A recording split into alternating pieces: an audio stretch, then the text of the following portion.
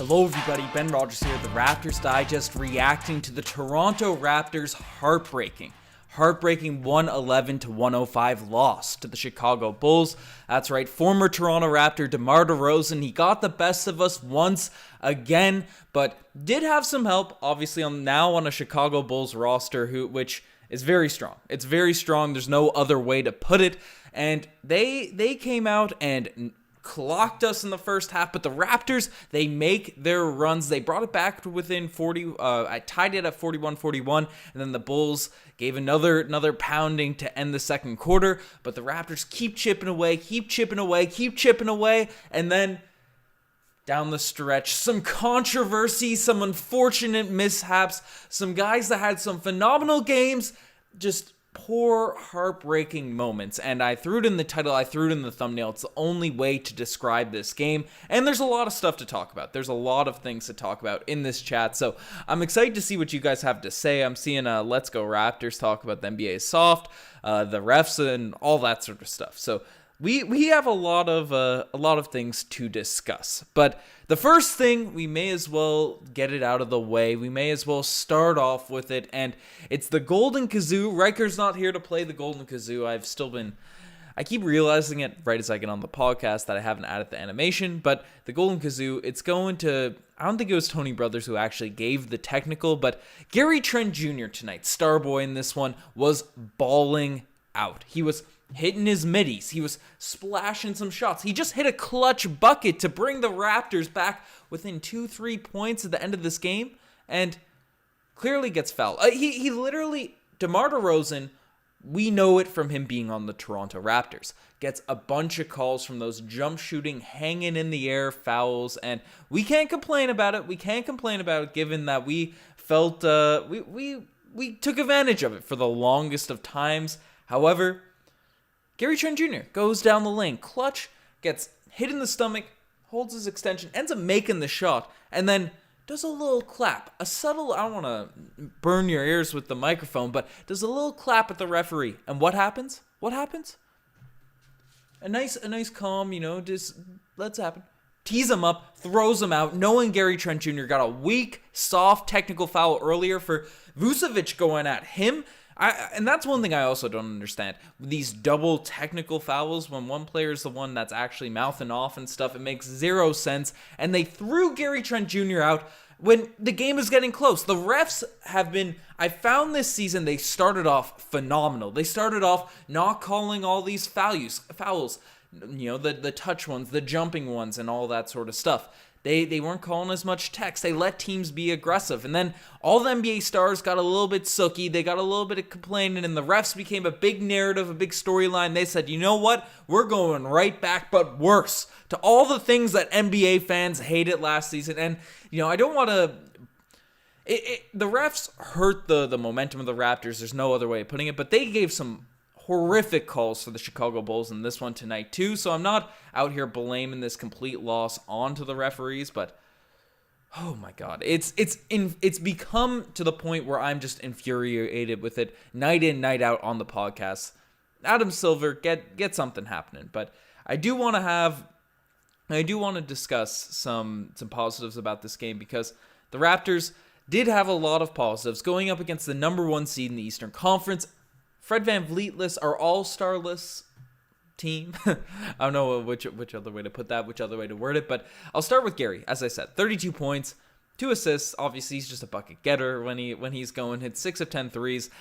Gary Trent Jr. obviously can hit those middies, can hit those turnaround fades, can hit clutch shots off the bank where he gets fouled and then eventually gets teed up. But sometimes where it comes and goes for Gary's from behind the 3-point arc. And in the past couple games, he's been knocking it down from 3. And obviously, we didn't get the win in this one, but he puts us in a nice situation when he's knocking down those threes. So shout out Gary Trent Jr., who, well, it was huge for us. And it sucks down the stretch of games because I see people complaining in the chat, the Raptors don't really have a closer. Pascal Siakam, isn't really, he can do it at times, but it more so has to come within the flow of the offense. OG Anunoby would probably be the guy I would have liked to see the ball in the hands of at the end of this one. Obviously, Fred VanVleet was out in this game, but again, he doesn't have that go-to shot. Gary, I feel like, is the guy that we can say, hey, create your own bucket. At the end of a game, the offense is slowed down. Gary's that guy, and it was so unfortunate to have him taken out of the game in this one. So that was a huge point, and Kenneth Lau is bringing up 11 missed free throws. Yes, that's definitely a factor, and that's going to be brought up as well into another segment. But I want to get some positives going, and I'm going to get a little drum roll going because this one's a solo here tonight. And the Scotty Barnes Award in this game, obviously, we'll talk about OG. We'll talk about everyone, but Scotty Barnes, I thought, impressed me out there on the court with his defense. Him and OG were just going straight up, and whether it be DeMar DeRozan, Zach LaVine, trapping high, and it was the Raptors defense that really brought us back in this game, and I thought Scotty Barnes was a huge part of that. OG obviously is always a huge part of that stuff. Surprisingly, not a lot of steals. Siakam had the most steals in this game with 3, Delano Banton with 2, but we'll talk about him after. But Scotty Barnes, 16 points, 7 assists, 5 rebounds. I'm just happy to see Scotty Barnes playing well. Cade Cunningham has been picking up his game recently, so we need Scotty Barnes to maintain the pace to keep the Rookie of the Year conversation going, because that's a big race that we're fighting for. So shout out Scotty, but you know, he's getting the award. He's getting the award. He has a good game like this. It's all around performance. The criteria is fluid. Shout out Scotty Barnes, but OG Anunoby tonight, I think, was probably our best all around player. Defensively, completely changed the momentum. Was put in foul trouble early in the first half with 2 weak calls for the DeMar DeRozan's hanging in the air fouls, which we all know he can get and we can't complain about. But I'm in a complaining mood. My heart's broken. I'm sad. I'm on this podcast. It is what it is. But folks, you know, OG Anunoby, when he's playing this level of defense, when he's out here doing this stuff, it's huge. It's huge for this Toronto Raptors squad. And, you know, it's nice having, and people saying we should trade for Ben Simmons or we should move on from OG for Turner. We do that and all that sort of stuff. No, because on nights like this, Pascal Siakam struggling from the field. 3 of 12, 12 points, 7 assists, 7 rebounds. Still a solid all-around game, 3 steals, but just didn't really have it going for him. His floaters and his 10-foot shots that he's been making so consistently over the past month. But when one of your top guys are struggling, OG, he doesn't need the ball in his hands every single night. He can still be a valuable player with only taking 5 to 10 shots, but when you need him to take in the 15 shots, he can do it, and against good teams as well. So that's huge for OG. I'm happy with that here. And Bueno Kitty, no Pascal slander. You look tired. It's my excuse. Well, you know, I'm not roasting Pascal with the level he's been playing at. He's playing at all NBA caliber over the past month. 1 bad game, and not even bad game. 7 assists, 7 rebounds, 3 steals on top of the 12 points is still positive. Still positive there, but. Yeah, the slander's going to the referees. That's where it's going to.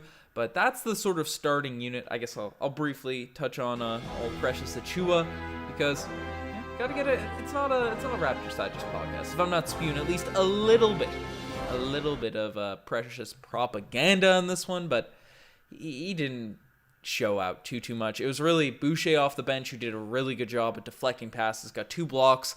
9 points, 3 rebounds. I thought he did a solid job out there. Almost hit a 3 down the stretch. That's twice now for Boucher in the clutch, getting a completely open 3 above the break and just couldn't hit it. That was unfortunate, but minor OGs, not at that segment just yet. But the guy off the bench, obviously in the previous game, we had Malachi Flynn and Delano Banton. There's a little debate on who played better in their minutes. And in less minutes, Delano Banton seemed to have the better stat line. But eye test, some people went with Malachi. But tonight, Delano Banton's showing how valuable he is. And showing how valuable he's going to be to the Toronto Raptors when he gets a little bit more consistent. Because 7 points for Delano, 5 rebounds. 5 rebounds, 3 assists, 2 steals, and I'll get it out of the way. It's a haphazard stream. We've got a lot of crazy stuff happening, but the OGs play the night. The OGs play the day. It's weird doing it before the spicy Pele. But Delano Banton came into this game down the stretch when Gary Trent Jr. fouled out. Did a ridiculously strong box out over a big man in Nikola Vucevic down the stretch, showing how valuable it is to have a point guard that can, that has that size, has that length, and has that grit that Delano Banton has. did a phenomenal box out, drew an over the back foul, which was a perfect play to stop the basketball. Obviously, Delano Banton's shooting touch has been a lot better lately, and missed 2 of the free throws down the stretch at this one. Broke my heart, made me say, oh geez. But other than that, I know people are going to be frustrated with that play and be sad and be flaming Delano Banton, but in the craziness of a Chicago Bulls crowd, the Raptors don't even have fans in their stadium. You can't blame him. You can't blame him, but 7 points. Just an all-around game for him. And I thought he has by far the highest plus-minus on the roster, and he's exactly what we've needed, right? This level of Delano Banton over the past month or so when Nick Nurse was cutting the rotations, then we need a guard that can take the load off of Fred VanVleet, Gary Trent Jr., whoever's out there, right? Can come in, give solid minutes, play good defense, occasionally knock down some shots, hit another 3 in this one tonight. The jump shot was the thing that was suspect for him coming into this league. But, I'm juiced to see Delano Banton because we were so hyped on him at the start of this year. He's a great passer. His defense is the length that he provides and mobility to be able to guard guards and obviously switch on to big men and box out and get clutch box outs. That's huge. That is invaluable, especially the style the Toronto Raptors want to play. So shout out Delano Banton there. And I do want to get a second OGs. Tom Duke is reminding me in the chat, but Vooch sealing the deal in crunch time. I got a poor setup with the live stream. I'm gonna adjust this here super quick so I can read the chat a little bit easier. But yeah, it stunk big time. Vucevic, at some point, Vucevic, whatever we want to call him, he had to get back with the Toronto Raptors. We had stole that man's heart, livelihood with Marc Gasol on this team for so long. Vucevic, he's probably salivating to see the Toronto Raptors with a lack of Marc Gasol-esque center to lock him down, to guard him. So it is what it is. I feel like that's karma for the Toronto Raptors. They're just beating up on Vucevic in the playoffs or against the Magic for all those times. So when I saw that 3 get hoisted up, it was a bad shot. You knew, I don't know why he took it. Just a random kind of pull-up 3 out of nowhere. They had a 3-point lead. Just wait to get fouled, but drilled it and then hurt our soul. But that is what it is. But Iceman Gervin's asking Cavs length versus Raptors length. When we get Delano Banton out there, I'm going with our length. But we may as well keep it within the aura of this podcast right now and get the spicy P lay of the day going. Get all the segments out of the way before I get into the final alarm. And tonight, the spicy P lay of the day. There's a lot of moments in this one. The Raptors coming back in this game, getting some steals on DeMar DeRozan, doing the right things down the stretch. But I don't know. I don't know if there's moments. I get the more OGs moments. I was just so in depth into this game. I'm rambling. I don't know what I'm saying, but you guys got to sound off on that. We saw Matt Thomas torched us in the second. Yeah, he had a couple of corner threes. How many points did he end up with? Matt Thomas. Yeah, 3 points. He didn't torch us. What are you talking about? I know he hit 1 3. I was wondering if I missed some stuff midway through this game, but I don't know. Boucher got an and 1 over DeMar. Got some revenge for the poster that DeMar put on him in his first return game back to Toronto. But yeah, Cameron Pope is saying refs win another game. The refs definitely have had their impacts on these games. It was tough. It was tough, but when is everyone going to understand that we're not going to abandon our plan? We're not going to abandon our plan, but I think our plan is to win a championship in the next few years, Tom M. So, whatever we do to fit that quest, that's going to be huge for the Toronto Raptors. But it's enough of me rambling. I want to see what you guys have to say in this chat. It's a very interesting game. Very, very interesting game. So I'm sounding off the final alarm. Woo, woo, woo, woo. Beep, beep, beep, beep, beep, beep, beep. Woo, woo, woo, woo. That's right. The final alarm has sounded. And I want to hear what you guys have to say. And as is tradition, a little like spike going. A little like spike popping as we're into the chat. But James Power saying I sound like Paul George. Jeez. That's tough. I am complaining. I'm a little what is it? Cali complainer. I can't think of an abbreviation right now. It's late. My brain's hurt. It's been a wild day. Unfortunate day with a fortunate ending. So that's how it goes. DeMar should have got ejected. That's actually one thing I wanted to bring up. So I'm talking directly to the chat. Didn't DeMar have 2 technicals? Am I tripping, or did DeMar have 2 technicals in this game? Because I remember he got one early in the game. Obviously, as I just mentioned, it was all sort of a blur. I don't know what happened the first 3 quarters, even though I was watching it and seeing it by. I was sure that he had a technical, and he got his second one yelling at the referee, bouncing the ball or whatever, which was a soft technical, I will agree on. But he didn't get thrown out. He just stayed in the game. Am I tripping here, chat? Am I mixing things up? Am I losing my brain? Because I think DeMar DeRozan had 2 technicals. I think, Click 2 a.m. is agreeing. 2 techs, but DeMar technically DeMar had 2 technicals. What was the first technical? What was the first one? Why was he not ejected from the game? Let me know this. One wasn't an unsportsmanlike. Building something special to pieces. Yes, he did get 2 and stayed in the game. This is weird. This is very, very weird. 2 different technicals. I don't know. I feel like a technical's a tech. Got to get the rule book out and do some research into this. But Bueno Kitty's dropping into the like section for OG looking solid. So gotta give a shout out there. But okay, it was an unsportsmanlike. That's. I don't know. I was cheesed. I thought he was gone, even though I like seeing DeMar play. And honestly, I'd be less cheesed if Gary Trent Jr. wasn't thrown out for something stupid. And why was Gary's a technical? Wasn't that a scuffle? Wasn't that a little thing for fighting? Wouldn't that be a thing rather than a technical? The semantics of these NBA rules, of these NBA refs, they gotta figure this stuff out in order to keep my brains going. Free Gary, definitely. But the first wasn't unsportsmanlike. William Chan. I don't know. Some wild stuff in this game. Paid the refs. Tyson 2K saying DeMar paid the refs. According to Devlin. Yeah, Matty D's out there throwing the ball down. I'm confused. That's enough of me talking about this. But people, how are we feeling?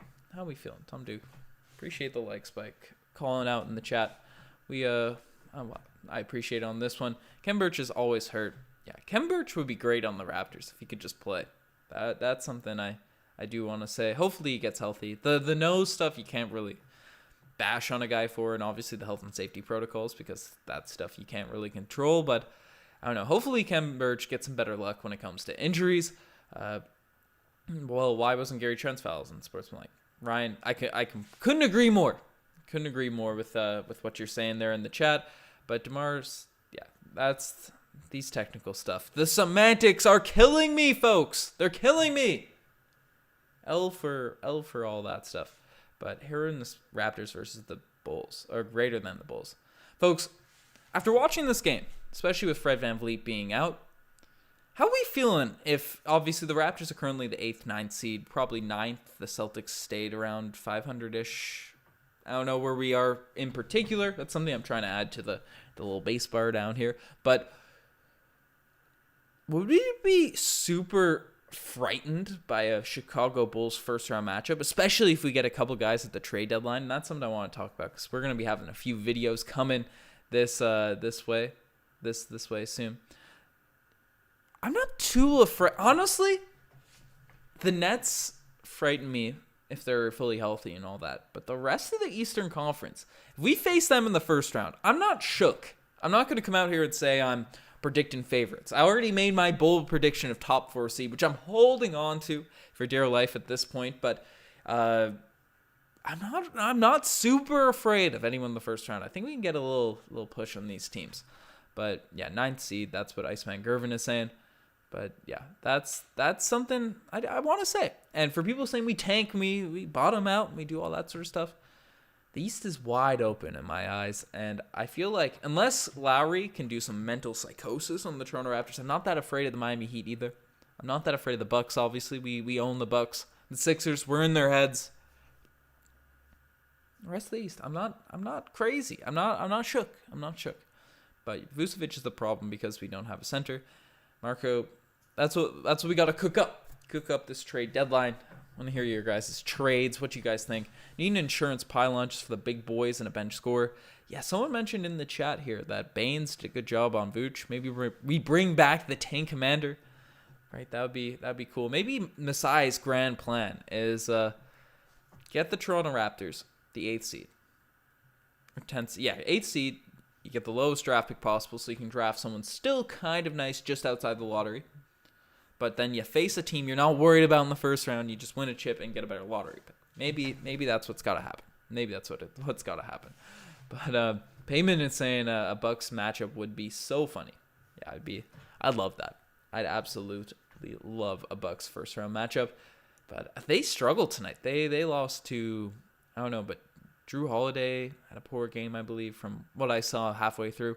I don't know if they actually ended up losing. I should probably fact check myself before I start saying things live on YouTube. But yeah, we could probably shut down playoff DeRozan, no hate. Yeah, I feel like we got the strategies and stuff. Tom M is saying get Jakob Poeltl. Once he left the Raptors, I stopped saying his name right. Not on purpose. Just, I get it now. I get it. But yeah, I like that Masai master plan. Teflon. Masai's always playing 4D chess with these folks. But Yak would be sweet. Couldn't agree more, Tom. Bring back JV. Give him one more of those bigs. It's the players that we're interested in. Apparently, the reports are coming out. The Raptors are planning on being buyers this trade deadline. So we're not trading Pascal. We're not trading OG. We're not trading Scotty. And we're not trading Fred. That's apparently the rumors of reports. We want to trade up. We want to be good. So I'm interested. I'm interested. Tom M doesn't fit the team. He fits the culture. He's a grinder. He's a dog. But he doesn't fit the switchable offense, but sometimes you just throw a different look. Throw a different look out there. But I see what you're saying, especially playoff time. Jake Lamont Johnson memes coming, but get Bamba or LeVert. LeVert's, I think, a guy that's people are sleeping on.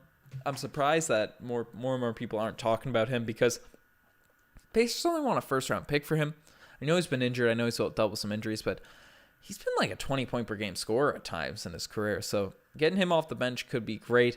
Bradley Collins saying trade for Embiid. Dragic for Embiid? Who says no? Who says no? Let me know.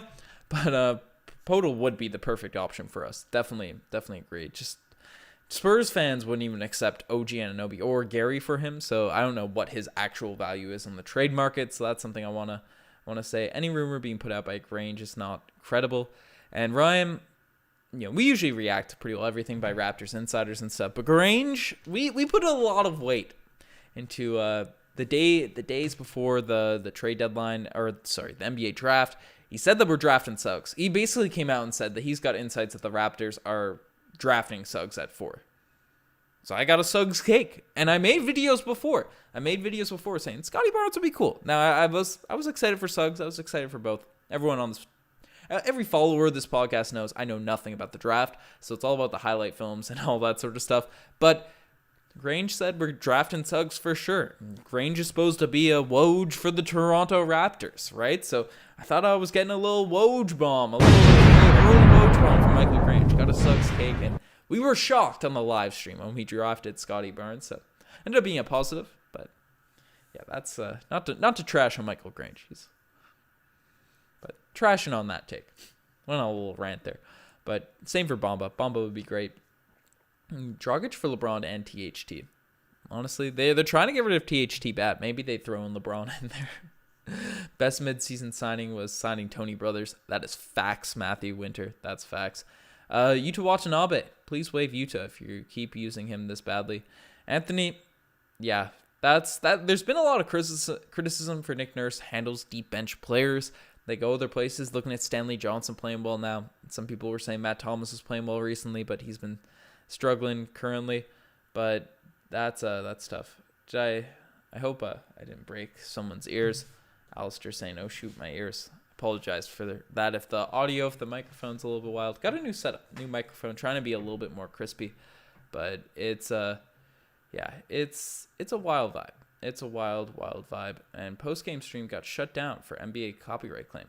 Yeah, I don't know where all these channels are getting the rights to use these because NBA's taking a big cut of our money to use them, and they don't even give us that many clips. So it's that's something that is interesting. But yeah, I appreciate everyone dropping over from that stream. But Pascal, career high fouls and lowest free throw percentage. Yeah. Jay, you're always out here hating on Pascal. He's the GOAT. Free Flynn We got is Iceman Gervin Eric Flynn? Is that the alias, the burner account? Is that who you are, Iceman Gervin? But Nick Nursey hates Flynn for some reason. Yeah, I think he just loves Delano. I feel like that's the sort of dichotomy. And then when he sees opportunity for one of the guards to play, he's just like, okay, Delano. He did give Flynn more minutes in the last game, though. But it's hard not to love Delano. But that was a horrible call on Utah. That ref is biased. Yeah, it was. I don't know why Nick Nurse used the challenge on that, though. That was stupid. That was foolishness. Flynn's daddy over Flynn's sanity. Definitely this season. Eric Flynn's been giving us more content than Malachi Flynn. But yeah, Mystery is saying it best. Flynn's getting cooked on defense, and he was an all-defensive player in college and all that stuff. He's not able to. He doesn't have the hand. He doesn't have the perception to pick pockets like Fred VanVleet does, being a smaller guard. So that's tough. I don't know. That's. I still think Flynn could turn it around, but needs to get a little bit bigger. I remember he was looking swole in the offseason, and then maybe our eyes got used to it, but yeah, we need Crimson Flynn back. Flynn sanity. Flynn sane. Right? Banton's unquestionably our backup point guard next season. Without a doubt. Unless we're getting some star players or something in some trades or anything like that. But folks, I'm absolutely exhausted here today. Hoping it's not showing through on the podcast, but you guys are the best for making it this far. I didn't take any melatonin, but I'm feeling like a Riker melatonin feeling right now. But guys, really appreciate you folks. We got some big stuff coming for the brand, so subscribe to Raptors Digest. We had 22K in the last podcast, so appreciate everyone that's been on the road to that. We're going to do a proper giveaway in the coming days and the next week. It takes a little bit of stuff to set up. Got the new laptop, so I got to figure out a way to do the stream live with a script on this podcast, or on this computer. But folks, y'all are the best to make this far. Check out the channel memberships are back, merchandise, the Twitter, the TikTok, the Instagram, all that cool stuff. I appreciate Bueno Kitty saying awesome solo. Appreciate the hustle. I was a little bit tired in this one, but hopefully everything ran smoothly. I apologize if I broke anyone's ears with the mic occasionally on this one, but I'm just pure rambling now. You guys know you're the best. Usually throw it to Riker for some last words, but I don't have any philosophy quotes ready to go. Anyways, the Raptors are going to be fine. They're going to be A-okay. Just need to figure out how to close a few more of these games. Anyways, I appreciate you all. I'm signing off. Cheers.